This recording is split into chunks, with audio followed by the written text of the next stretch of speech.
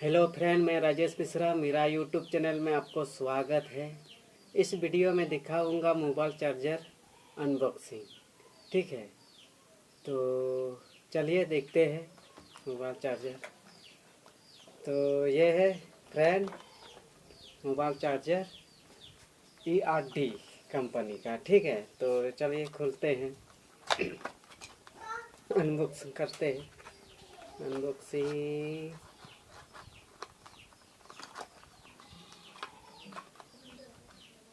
ये इसका हेड।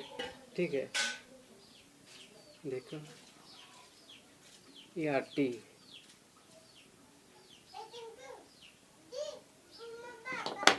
और डाटा केबल भी दिया है। ठीक है, और नहीं है। ठीक है, इसको डाटा केबल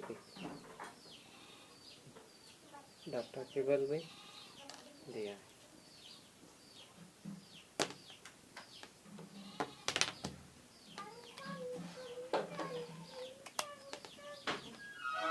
इस तरह लगेगा। ठीक है, तो इसका प्राइस है 250। ठीक है, इसका 250, 250। ठीक है, तो ठीक है, बढ़िया है ये। तो ठीक है, तो और इसका इनपुट वायलेट 150 वोल्ट से लेकर 240 VAC।